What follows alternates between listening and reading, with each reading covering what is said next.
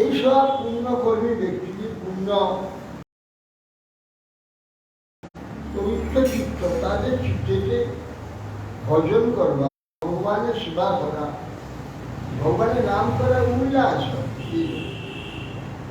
হৃদয়ের মধ্যে দেশ হিংসা জরা মরণ মোক্ষায় এই জরা ব্যাধি মুক্তির জন্য যারা আমার চরণ আশ্রয় করে তবে সাধন করে, যে ব্রহ্ম তদ্বিদু অধ্যাত্ম অধিদৈব অধিভূত যে বস্তুটা আছে কৃষ্ণ সমগ্রটা সে জানতে পারে। সাধি ভূতাধিদৈব মান সাধি অজ্ঞঞ্চ দেবিতু প্রয়াণ কালে পিছমান দেবী দুর্যুক্তা চেতসা অধিভূত অধিদৈব আর আমি যে অধিযজ্ঞ এটা যে জানে, অধিভূত অর্থাৎ সমস্ত ভূতকে অধিকার করতে, সমস্ত দৈবকে সে অনুভব করে। হ্যাঁ, যাবতীয় ভূতের যে ভূতকার্যগুলি একই ভূত, এত অসংখ্য অনন্ত বিদার যে কার্য, এই কার্যগুলো যে অধিকার করে বিষয়, তার অধিকারে এই কার্যগুলো ছেড়ে দিলে এত সব অধিভূত, সব ভূত দেয় ভূত কার্য যা আছে বিশ্বে অধিকার করে আসে, এটা দেখতে পারেন যার দ্বারা কার্যের করে দিয়েছে, যার অধিকারে সে ছবি চলছে। এই জন্যে এই যে অধিভূত অধিদৈব, এই দৈব কার্য, এই ইন্দ্রিয়াদি যে সমস্ত কার্যগুলো হচ্ছে দৈব করতে, দৈব কার্যগুলোকে কি অধিকার করে দিয়েছে, তার অধিকার সেগুলো দৈব ঠিক মতো কার্য, এই জন্য অধি দৈব অধিযজ্ঞ ধরে খেয়েছে। একের পরে আসছে ধরে খেয়েছে। একটা সৃষ্টি প্রারম্ভিক বাল্য শৈশব যাচ্ছে, এটা আমরা বুঝতে পারছি, একে বলা হয় অধিযজ্ঞ। সেই যে ভগবান অধিযজ্ঞ পুরুষ, তিনি নিরন্তর তাকে যোজনা করছেন, একটা থেকে একটা এমন তীব্র বেগী অচিন্ত শক্তিটি যুক্ত হয়ে পরিবর্তিত হচ্ছে, কেউ বুঝতে পারছে। এই যে তিনি অধিযজ্ঞ, অধিভূত অধিদৈব অধিযজ্ঞ যে বিধু, আমি যে এই বিশ্বের মধ্যে অধিযজ্ঞ অধিভূত অধিদৈব, এইটা যে জানে আমাকে এইবার যখন মৃত্যু সময় আসবে, যখন সে বিদ্যুযুক্ত, সেই যে যুক্ত চিত্ত আমাকে সম্পূর্ণভাবে জানে, আমাকে জেনে আমাকে স্মরণ করতে করতে চলবে। কিভাবে?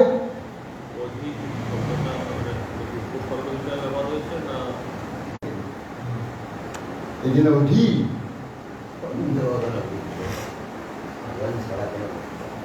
অষ্টম অধ্যায় তার ব্রহ্মবাচ কিং তদ ব্রহ্ম কিং অধ্যাত্মং কিং কর্ম পুরুষোত্তমং অধিভূতং চ কি প্রোক্তং অধিদৈবং কিমুচ্যতে। অর্জুন পুনরায় আবার প্রশ্ন করছে, বলছেন হে কৃষ্ণ, কিং তদ ব্রহ্ম, ব্রহ্মটি কি, কি বস্তু, অধ্যাত্মতা কি বস্তু, এবং অধিভূততা কি, সেটি কি বস্তু, কিং প্রোক্তং অধিদৈবটি কি বস্তু, এইটি ব্যাখ্যান বলল। ব্রহ্ম কি, অধ্যাত্ম কি, অধিভূত কি, অধিদৈব কি, এই বিষয়ে কৃপাপূর্বক বলে। অধি কথং কোত্র দেহে অস্মিন মধুসূদন প্রয়াণ কালে চ কথং জ্ঞেয়োসি নিয়তাত্মভি। অধিযজ্ঞ কথং, অধিযজ্ঞটা কাকে বলে, তার স্বরূপটা কি? কোত্রা দেহাসীন, সেই অধিযজ্ঞ এই দেহকে কিভাবে অবস্থান করছে, সেই অধিযজ্ঞ। হে মধুসূদন, প্রয়াণকালে মৃত্যুর সময় যখন চলে যাবে এখানে দেহটাকে পরিত্যাগ, কিভাবে তার কাছে আপনি জ্ঞেয়সী, কিভাবে আপনি জ্ঞাত হন তার কাছে? কার কাছে?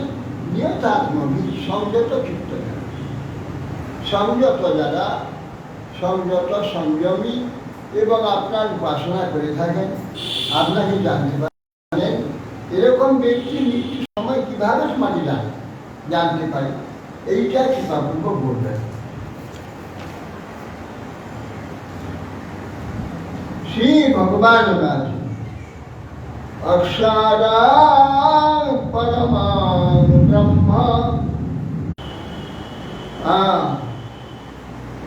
কখনো তার বাইরে, তার স্বরূপের বাইরে তুমি যাবে না কখনো। সেইটি হচ্ছে পরম ব্রহ্ম।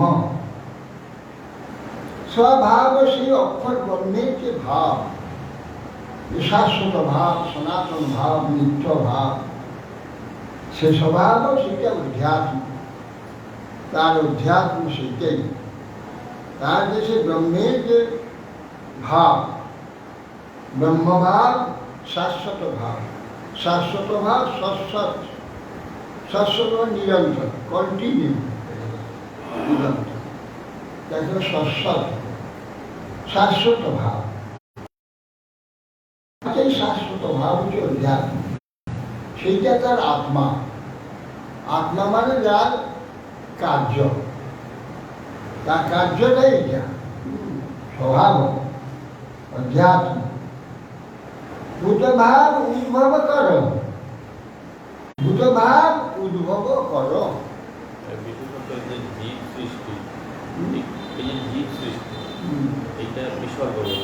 হ্যাঁ, ভূতভাব উদ্ভব কর। ভূতভাব কি? পশুভাব, পক্ষীভাব, কীটপতঙ্গ, মনুষ্য, বৃক্ষলতা, এ সমস্ত যে পৃথক অসংখ্য ভাব, অসংখ্য আকৃতি, একই অবয়ব, একই সহস্র পদ, চক্ষুকর্ণ আদি, শরীর আদি, এসব একই রকম, একই ভাব, একই কার্য থাকলে তো ভাব আলাদা। একরকম পাখি, একরকম কীট একরকম, পতঙ্গ একরকম, বৃক্ষ অনন্ত রকম।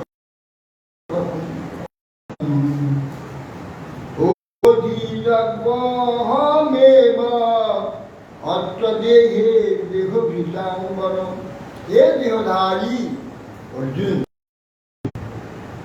অধিভূত খরভাব, পুরুষাস্ত্র অধিদৈবত।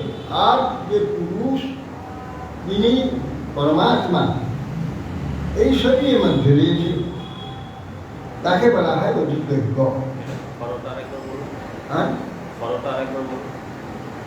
অধিভূত খরভাব, খরভাবে পঞ্চভূতে নির্মিত যে শরীরটা ক্রমশ পাল্টে যাচ্ছে। খর এটা এরকম যাচ্ছে না, এই জন্য এর আবার অবস্থান্তর হয়ে যাচ্ছে, বাল্য, কিশোর, যৌবন ইত্যাদি, এগুলো খরভাব। হ্যাঁ, না সেখানে।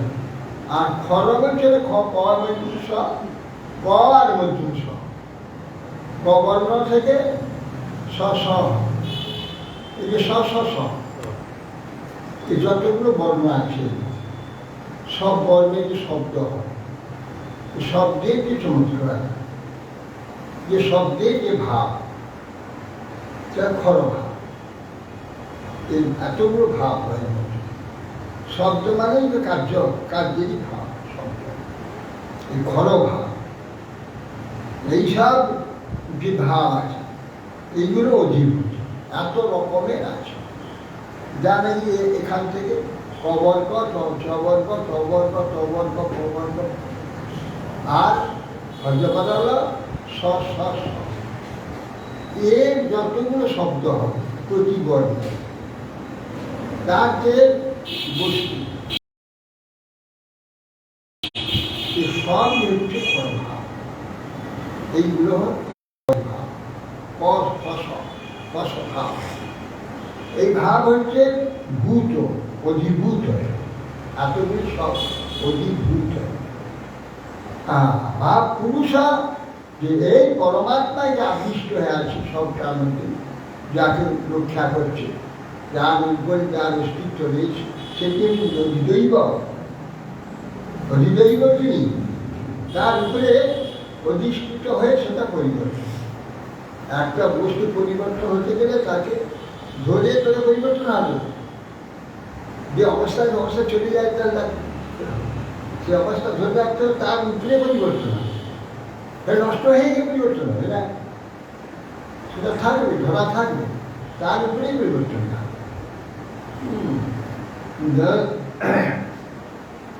একটা অবস্থায় আমি বসে আছি, আর একটা অবস্থায় যাবো, সেই অবস্থা ধরে তারপরে যাবো তো, সেটা যদি ফসকে যায় তাহলে আর অন্যটাই যাবো, সেটাই তো নেই। এই জন্যে পুরুষ ওই যে ভাবগুলো, যত ভাব আছে সে ভাবটাকে উঠে যায়, তার উপরেই তা পাল্টাচ্ছে, তার উপরে তার আশ্রয়টা পাল্টাচ্ছে। নাহলে পাল্টাবে কি করে? আশ্রয় না হলে পাল্টাবে না। এই জন্যে একটা মাঝে একটা দণ্ড থাকে, চাকা, তার চাকাটা যদি পরিবর্তন হয়, ওই দণ্ডটা ধরা আছে, ওটা খুলে দিলে আর পরিবর্তন হবে, পড়ে যাবে না, এক জায়গায় থাকে, সে আর পরিবর্তন হতে পারে। মাঝে যে দণ্ডটা আছে, যেটা ধরে রেখে চলছে, ধূর, ওকে ধরে রাখতে বলেও ঘুরছে। তেমনি আমাদের এই যে খরভাবটা, এই খর যে ভূত ভাবটা যে পরিবর্তন হচ্ছে, একটা আশ্রয়ে একটা পরিবর্তন, সেই আশ্রয়টাই হচ্ছে অধিদৈব।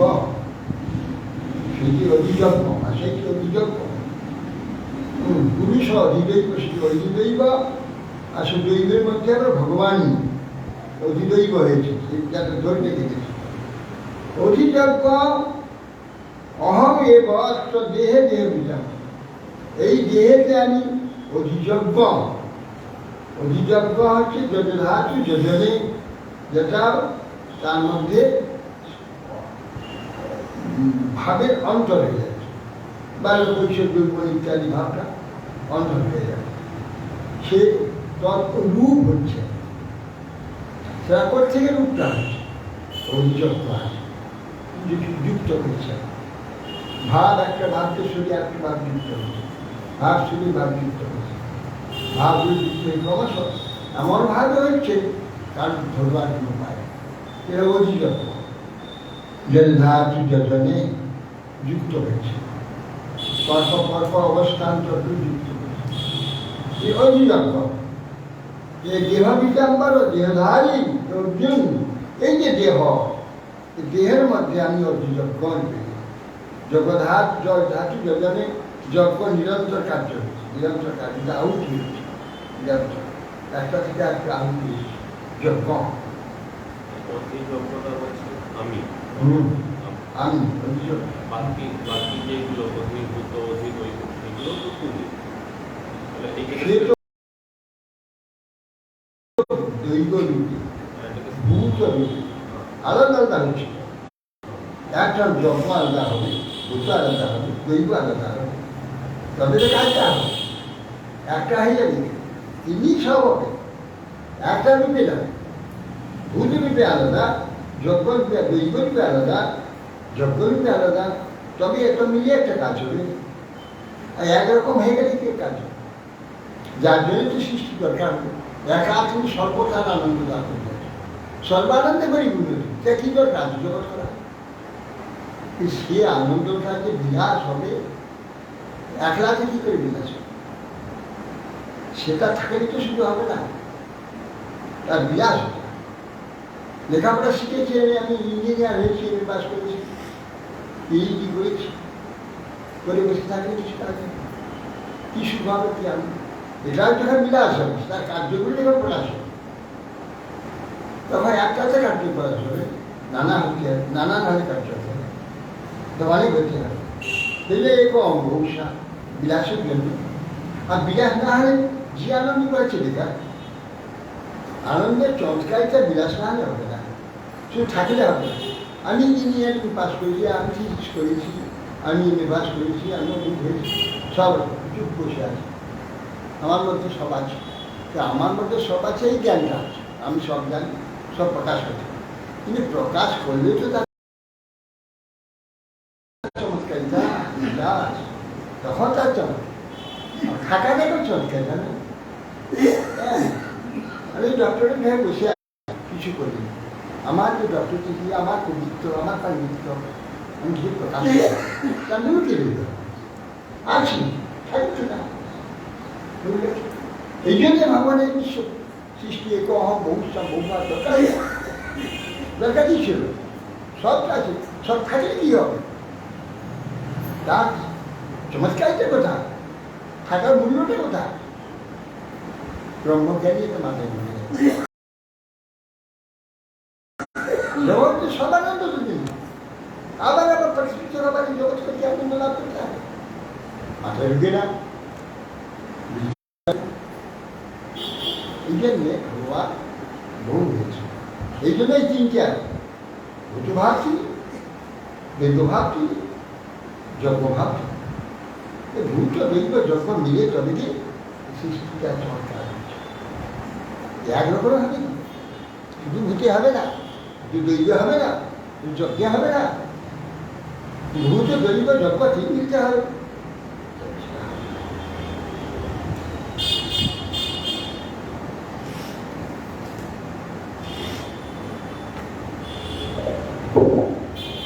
অন্ধকারে সমামেব স্মরণ মুক্তা কলেবরম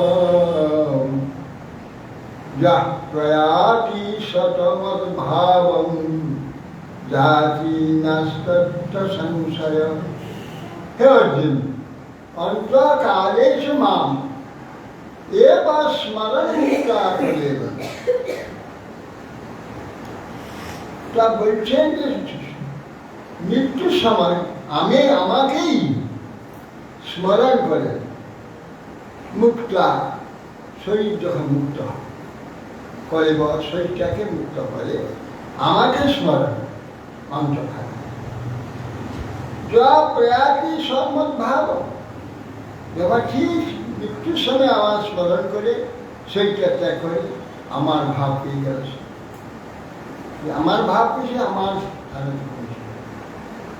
আমার সব কিছু পেয়েছে, জাতি না অর্থ সংশয়, এতে কোনো তো সংশয় নেই, হবে কি না হবে, হতে পারে কি না হবে, না হতে পারে, এর কোনো সংশয় নেই, হবেই, এটা কোনো সংশয়, আমাকে প্রাপ্ত হবে। তবে অন্তকালে নাম স্মরণ ভাব, অন্তকালে যে স্মরণ হবে কি করে হবে, তদ ভাবে থাকবে, যদি বেঁচে থাকবে তদ ভাবে থাকবে, ভাবের বিপর্যয় করলে এই ভাবের বিপর্যয় অন্য একটা ভাবে চলে গেলে হবে, অন্য হাজার ভাব আসতে পারে, ওই ভাবই সে থাকবে, সে ভাবটাকে ছাড়বে না, সেই ভাবেই সে থাকবে, তার সমস্ত জীবনটা, সারা জীবন, সারা প্রতিটা দিন তদ ভাবে সারাদিন কাটাবে, সকালে এই কাজ, তারপরে এই কাজ, তারপরে এই কাজ, তারপরে এই কাজ, তারপরে হ্যাঁ সে একবার স্মরণ করে ভগবানের ভাবি সব এইভাবে চলছে। অন্যান্য তার মধ্যে হাজার ভাব আসতে পারে, সেভাবে সে নাই, যে আছে ওইভাবে, এইভাবে মধ্যে তাদের একটু আসলে চলে যায়, জগতে থাকলে আসতে পারে, কিন্তু সেই ভাব সে ধরে দিবে, সে ভাবের বাইরে ফিরে, তাহলে সে ব্যক্তি অন্তকালে মনে তো স্মরণ, সে আমাকে অন্তকালে অবশ্য স্মরণ, হৃদয় ভাবে অন্য ভাবে যদি না যায়, সে ওই ভাবকে ধরে রাখে, তার মৃত্যুর সময় যায় অবশ্য আমাকে স্মরণ করে, আমার পরিবার ত্যাগ করে যাওয়া প্রয়াস সমাজ ভাব, সে আমাকে লাভ করতে কোনো সংশয় নাই, এই জগতেও তাই হয়।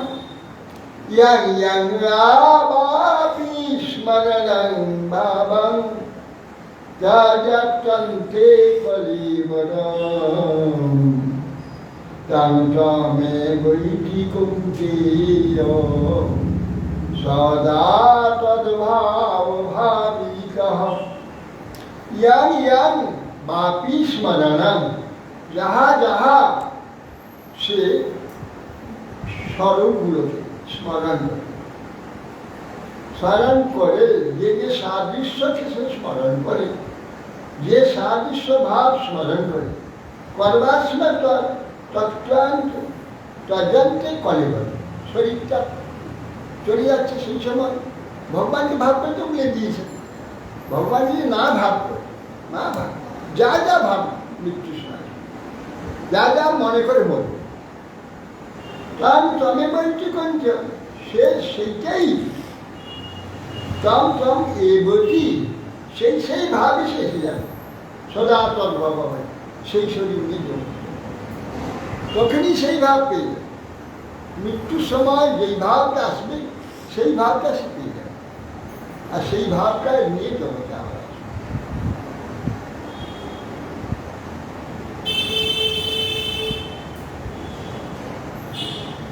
তস্মাৎ সর্বেষু কালেষু মামনুস্মর বিদ্যসা মর্যাপিত মনোবুদ্ধি মামে বৈশ্য সংশয়।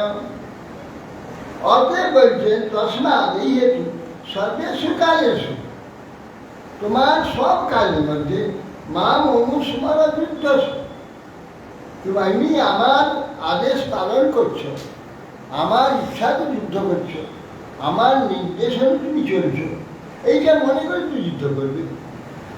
তুমি তোমার স্বার্থে, তোমার প্রতিহিংসা চরিতার্থে, তোমার লাভের অর্থে তুমি যুদ্ধ করছো, এটা তুমি মনে রাখবে না। তুমি আমার কার্য করছো, আমি যেহেতু তোমাকে আদেশ দিয়েছি, তুমি যুদ্ধ করতে চাও, যুদ্ধ করবে না, আত্মীয়স্বজনকে মারবে না, আমি তোমাকে বুঝিয়ে, আমি তোমাকে নির্দেশ দিয়েছি, সেইটা তুমি যুদ্ধ করছো। এই ভাবটা যখন থাকবে তখন আর তোমার কোনো দায় নেই, আমারই নির্দেশে তুমি যুদ্ধ করছো। ধর্মরাজ যুধিষ্ঠির মহারাজ সোজাসুজি মিথ্যা কথা বললেন যে হ্যাঁ অশ্বত্থামা রণে হতো, আজ থেকে বলে ইতিকুঞ্জ হলো, হ্যাঁ ইতিকুঞ্জ হলো বলে।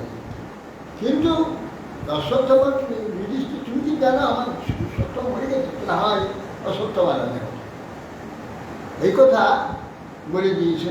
একটা পাপ, ধর্ম হয় সরাসরি পাপের কথা বলেছে। কৃষ্ণ বলছে যুধিষ্ঠির মহারাজ, তুমি না বললে ও বিশ্বাস করবে না, এ না গেলে কখনো যুদ্ধ জয় হবে না, তুমি বলো যে অশ্বত্থামা মারা গেছে। কৃষ্ণ বলেছেন যে বলো যুধিষ্ঠির মহারাজ অশ্বত্থামা মারা গেছে, সেই জন্য বলেছে অশ্বত্থামা রণে হতো, পাপ হয়নি, সশরীরে সাথে যায়। একটু পাপ থাকে তো সশরীরে সাথে যায়। অর্জুন যেখানে যেতে পারে, অর্জুনও পারেনি, ভীমও পারেনি, সহদেব পারেনি, নকুলও পারেনি, দ্রৌপদী পারেনি, কেউ সশরীরে। ধর্মরাজ যুধিষ্ঠির স্বয়ং সশরীরে সাথে যায়। পাপ থাকলে হয়? পাপ নেই কেন? কৃষ্ণ বলেছে না, পাপ ছেলে একটু দোষ ছিল। সাময়িক সেই জন্য যুধিষ্ঠির মহারাজ সোজাসুজি বলে দিলেন গুরুদেব যে অশ্বত্থামা রণে হবে। তাহলে তো অবশ্য মিথ্যা কথা গুরুদেবকে বলা মহাপাপ, কিন্তু একটু পাপ হয়নি। কেন? কৃষ্ণ বলছে, বলছি মহারাজ যুধিষ্ঠির বলুন যে অশ্বত্থামা রণে হবে। কৃষ্ণের আদেশ, কৃষ্ণের আদেশ পালন করার জন্য মন নিমিত্ত কীর্তন পাপমুনি ধর্মায় করবে। আমার নিমিত্ত, আমার উদ্দেশ্য যে পাপ করছে, পাপটাও ধর্ম নয় করতে। আমাকে অনাদর করে যে পুণ্য করে, আমাকে আদর নাই, সেটা সেই পুণ্যটাই পাপে প্রতিষ্ঠিত, এটা পাপ। সেই জন্যে তুমি আমাকে স্মরণ করে যা কিছু করছো আমার সেগুলোর কোনো পাপ তোমার নেই, কোনো পাপ তোমার নেই।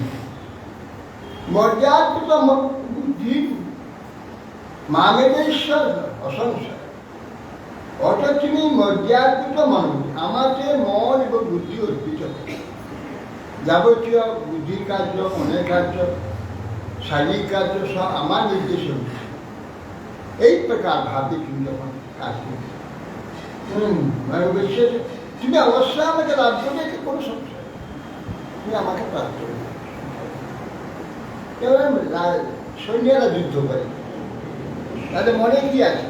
মনে আছে আমার ছেলেগুলোর জন্য করছি, আমার জন্য করছি, মনে আছে কি? মনে আছে রাজা আমি রাজার সেবক, রাজার জন্য যুদ্ধ করছি। ওই যেটা গোটা মন জুড়ি সবসময়, কখনো তার জন্য যুদ্ধ করছে, অন্যের জন্য যুদ্ধ করছে, কারোর জন্য যুদ্ধ করছে, ওই শত্রু বলে সঙ্গে যুদ্ধ করছে তা নয়, তার শত্রু নয়। যার সঙ্গে যুদ্ধ করছে তার শত্রু রাজার শত্রু, রাজার শত্রু রাজা আদেশ করেছে সেই যুদ্ধ করছে। তাহলে তার রাজার যুদ্ধ করছে, এটা ভাব মন্ডিত আছে, সর্বকার্যে সবসময় রাজার। তেমনি কৃষ্ণ আদেশ দিয়েছে যুদ্ধ করতে হবে, সেই জন্য আমি কৃষ্ণ আদেশ রাজার জন্য আমার দেশের জন্য যুদ্ধ করছে, ভাব থাকার জন্য তার সর্বকারী। হ্যাঁ, সেটার সম্মুখ করে মৃত্যুর সঙ্গে তো সেই জন্য এখানে কৃষ্ণ বলছে তসমাৎ সর্বেষু কালেষু মাম অনুস্মরণ যুদ্ধস্য। তুমি আমাকে নিরন্তর মনে করে আমার আদেশে আমার ইচ্ছাতে তুমি যুদ্ধ করছো। তোমার যুদ্ধ করার ইচ্ছা ছিল না, যুদ্ধ তুমি করতে না, আত্মীয়কে মারতে পারবো না বলে দিচ্ছ। আমি তোমাকে যুদ্ধ করতে বলেছি, যুদ্ধ করো, এটা তোমার কর্তব্য। এখানে যা যুক্তি দিচ্ছি সেই যুক্তি তোমার মন সন্তোষের জন্য, মূল মূল হচ্ছে আমার আদেশ। তুমি আমি আর আদেশও করছি না, মাম অনুস্মরণ, নিরন্তর স্মরণ রেখে যুদ্ধ করো। আমার অর্পিত মনোবুদ্ধি অবশ্য আমাকে লাভ করে ঈশ্বর সম্মান। যাদের হবে আমার যে অর্পিত মনোবুদ্ধি হবে তারা অবশ্য আমাকে লাভ করে। অভ্যাস যোগ যুক্তেন চেতসানন্যগামিনা পরমং পুরুষং দিব্যং জাতি পার্থানুচিন্তয়ন। অভ্যাস যোগ যুক্তেন, অভ্যাস একটা যোগ, যোগ মানে বিরাট একটা সাধন। হ্যাঁ, অভ্যাসের দ্বারা সব কিছু একবারে অভ্যাস রাখে। হ্যাঁ, এই জন্য কবিতার প্রশ্নে হ্যাঁ আবৃত্তি সর্বশাস্ত্র না বোধাগতি করিস। আর যে একটা বুঝতে পারছি না যে পরিবেশ ওটা খালি আমি তো করি না, আমি তো করি না, তুমি ওটা করি না, আর বলতে থাকো কোথায় কি হবে বলতে বলতে ওটা যখন একেবারে একবারে পরিষ্কার হয়ে গেল, ওইখানে 2-4 দিন পরে থাকবে, 2-4 দিন পরে আর থাকবে না, ওটা ঘুরে যাবে। আর প্রতিদিন আপনি করছেন এমন হয়ে যায় কোনোদিন ঘুরবে। একদিন ভালো করে বুঝে নিল, বুঝে নিয়ে জেনে নিয়েছে, তার মুখস্থ করে নিয়েছে, তার কিছু কয়েকদিন যাওয়ার পরে তার সেই মুখস্থ নেই, ও থাকবে। আর প্রতিদিন করতে থাকা তার সে আগ্রহ। এই জন্য দেখো ওই এইগুলো কলা শাস্ত্রগুলো প্রতিদিন রিয়াজ করে, তবলা প্রতিদিন বাজাতে হবে, সরব প্রতিদিন বাজাবি, সকালে ডেলি বসিয়ে শ্রেষ্ঠ গায়ে প্রতিদিন কলা সারবে। হ্যাঁ, প্রতিদিন করতে হবে। একদিনই বাদ দেখলে আপনি আবার বন্ধ হয়ে কম হয়ে যাবে, কমে যায়। প্রতিদিন অভ্যাস করতে হবে। সেই জন্য আমাদের প্রতিদিন শুনতে হবে, প্রতিদিন গাইতে হবে। একই গান, একই কীর্তন প্রতিদিন গাও, প্রতিদিন গাও, প্রতিদিন গাইতে মজ্জাগত হয়ে যাবে। শব্দগুলো আমার মধ্যে মুক্ত হয়ে যাবে। অভ্যাস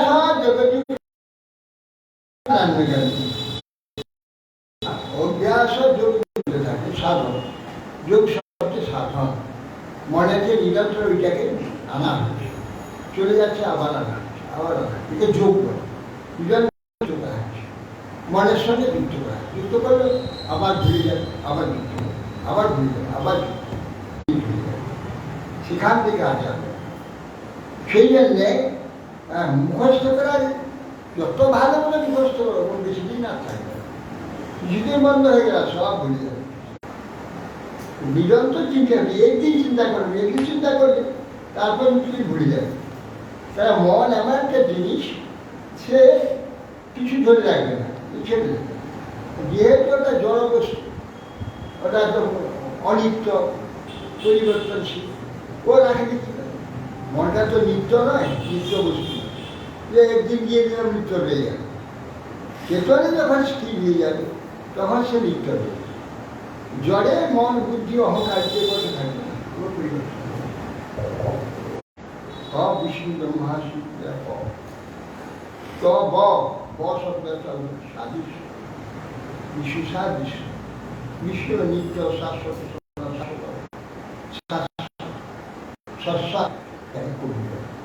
সর্বময়, সব সব জ্ঞানটা সবসময় আছে, সেই জন্য সম্ভব যা চাইবে সব পাবে।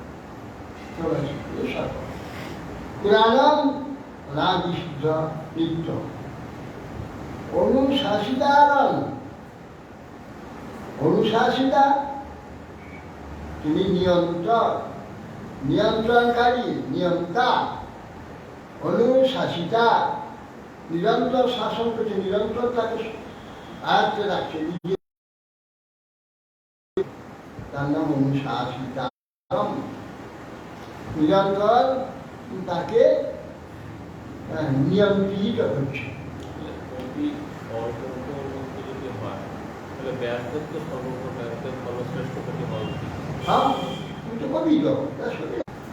অতি সূক্ষ্ম থেকে সূক্ষ্ম অনম বলছে না,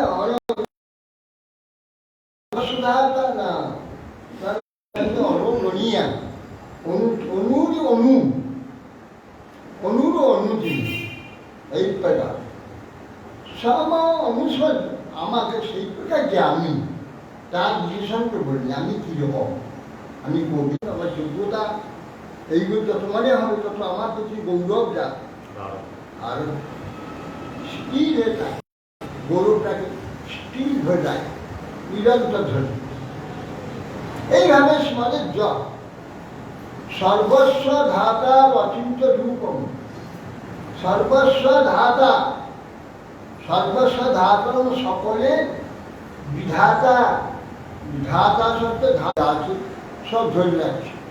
যদিও সেটা পরিবর্তন হচ্ছে, পরিবর্তন বুঝবার উপায় আপনার প্রতিদিন আসছে। কাল যেমন আপনাদের দেখেছি, আজও সেরকম দেখছি, মাসের পর মাস দেখো, বছর পর বছর দেখো, হ্যাঁ ঠিক এইভাবেই দেখো, কিন্তু এইভাবে থাকবে না, প্রতিদিন পাল্টে যাবে। কিছুটা এই যে কিছুতে বুঝতে পারবো না, আপনাকে এইরকম দেখবো, কিন্তু আপনার পরিচিত হয়ে গেছে। হ্যাঁ, এইরকম কত কত লোক চলে গেছে, দেখেছি তারা আস্তে আস্তে চলে গেছে জগতে, তারা গিয়ে ধরে রেখেছে ধাতা। এমন একটি লোক ধরে রেখেছেন অস্তিত্বকে, আমাদের কিছুতেই বুঝতে পারবো না। অস্তিত্ব থাকতে থাকতে অস্তিত্ব চলে যাচ্ছে, অস্তিত্ব একবারই চলে যাবে। আদিত্য বর্ণন বলছে সেই ভগবান, আদিত্য বর্ণন সব প্রকাশ, নিজেই ওকে তাকে কেউ প্রকাশ করতে হবে, তিনি সব প্রকাশ। যা কিছু আমাদের কাছে প্রকাশিত হচ্ছে, জ্ঞানের দ্বারা হোক, ইন্দ্রিয়ের দ্বারা হোক, শব্দের দ্বারা হোক, আমার কাছে যা প্রকাশিত এই সব আদিত্য বর্ণন, সব প্রকাশ। এই সেই ভগবান আদিত্য বর্ণন শব্দটা সব প্রকাশ, সূর্যের ন্যায় বর্ণন, অর্থাৎ সূর্যের ন্যায় বর্ণ বলার উদ্দেশ্য সব প্রকাশ, সূর্যটা সব প্রকাশ, সেই সব প্রকাশ ভগবান। তমস সমস্ত তম অজ্ঞান বা অন্ধকার পারে কিন্তু তাকে এগুলো অজ্ঞান অন্ধকার তাকে স্পর্শ করতে পারে। তমস প্রয়াণকালে মনসা চলেন ভক্তিয়া একাগ্রভাবে ভাবনাটা ভক্তিযুক্ত হয়ে কেবল থাকে। যখন প্রাণটা ভ্রুর মধ্যে প্রাণ আদর্শ সম্ভব, তখন প্রাণটা ওই ভ্রুর মধ্যে এসে এখানে উপস্থিত হবে। ভ্রুর মধ্যে থেকে তখন সেই জ্ঞানটা সে চিন্তা করে রাখতে হবে, তখন দিব্য পরম পুরুষকে সে প্রাপ্ত হইতে হবে। যদাক্ষরাং বেদ বিদো বদন্তি বিশন্তি যদ্জাতয় বিতরাগঃ। যদ বিচ্ছন বিত হয়েছে, বিত মানে নষ্ট হয়ে গেছে, বিত মানে অতীত হয়ে গেছে, সে রাগা নেই। বিতরাগা যতয় বিতরাগা। ব্রহ্মচর্য যারা কঠিন ব্রহ্মচর্য ব্রত পালন করেছেন, যদ ইচ্ছে যার ইচ্ছা, যাকে জানবার জন্য, যাকে লাভ করবার জন্য, ব্রহ্মচর্য চরণ তত্ত্বের পদম, সেই যেটা পদ ধাতু মুদ্ধাত্মা মুদ্ধায়াত্মন প্রাণম আস্তি সর্বদারানি চক্ষু কর্ণনাশের মধ্যে ভগবান মূর্ধনা মূর্ধ্যায় আত্মন প্রাণম। প্রাণটা যোগী যে যোগধারা সেই কথা ভক্তের নয়। ভক্ত স্মরণ প্রণব দ্বারা বরং উচ্চারণ করতে হচ্ছে আমাদের স্মরণ করে, ওম ওম ওম ওম করে আমরা স্মরণ করি। যবে আছি তজন দেহ, এই ভাব করতে করতে দেহটা পরিত্যাগ করে সজা কি পরমাণু, সে ব্যক্তি পরমাণু স্মরতি নিত্য তস্যাহং সুলভ পার্থ নিত্য যুক্ত